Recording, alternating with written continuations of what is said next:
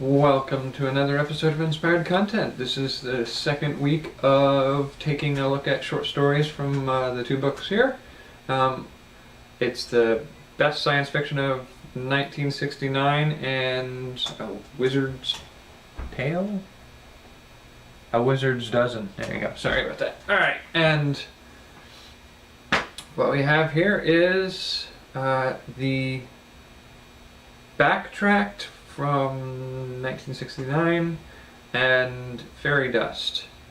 And to be honest, Backtracked I give a 4.7 out of a 5.0, and this concept was new to me and I actually really enjoyed it as an idea to dabble with and come up with new ideas. There's just not enough space to come up with there's not enough space to detail them all, so I tried to clump them into categories that are a little more broad to cover more of them. And then there's Fairy Dust, which is a 3.5 out of a 4.1.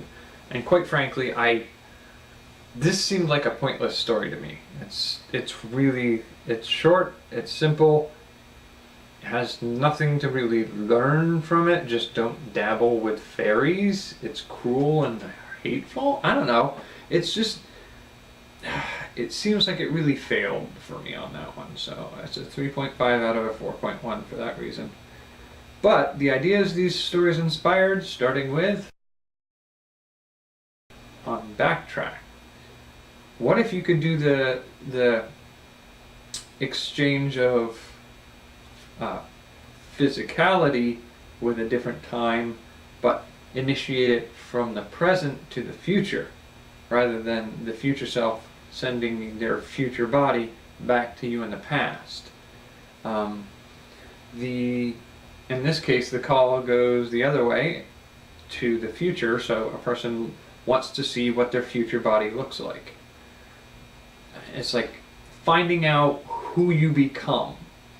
And, maybe you could do it as is it permanent? Do you call 5 years into the future to see who you've become after a difficult period you're in now? And when you make that call, you are that person from now on? You sacrifice 5 years of your life to move past a point that's plaguing you? Or is it a temporary thing? You see what you're going to be like in the future. And then you have to, live a week like that, and when it's done, you get to appreciate being who you are now.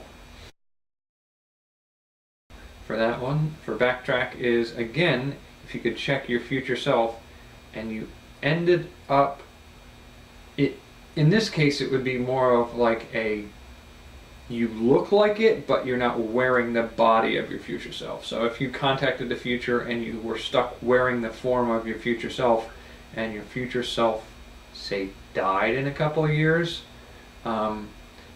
being your undead self. From Backtracked, what if you made the call to your future and got a result of there is no future? And you have to try to figure out what ends your future. Say you do the call to the future of 4 years from now, and you find out that for some reason you do not exist 4 years from now, and you've got to find out why in order to make sure it doesn't happen that way. You want to try to change that future. Of Backtracked, if you gain the body of your future self,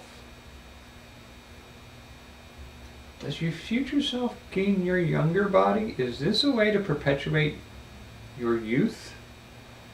Or postpone your youth? I can see it almost like the years we go through schooling.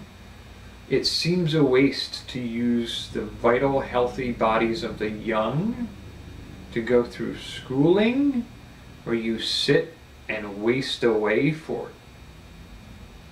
over a decade. And then when you're older, when you're out in the world and able to access the world, to have less of that vitality in order to be able to interact with it, it seems like, what if you could change that? And if you could change that, what would a world look like where that is the case? Ideas from the fairy dust. There are two of those. First one, a fairy caught easily escapes their captor and is loose in the house, and you have to deal with the consequences of that. And trying to defend yourself from fairy pranks, is it a little bit of a prank war kind of story? But in this case, one's supernatural and one's an ordinary person. And how does this story end? Is it sort of like apologize to the fairy? Or do you out-prank the fairy? I kind of would have liked to have seen a fairy captured in a jar by a kid who wants to have a fairy, and the fairy swaps places with the kid. And so you could have like a little boy catches a fairy in a jar and he keeps the jar in his room, and the fairy swaps places with the kid and goes to school in the young boy's body, acting like a fairy and getting the kid in all kinds of trouble, but also getting the fairy in enough trouble that maybe they can start to kind of see things from each other's point of view.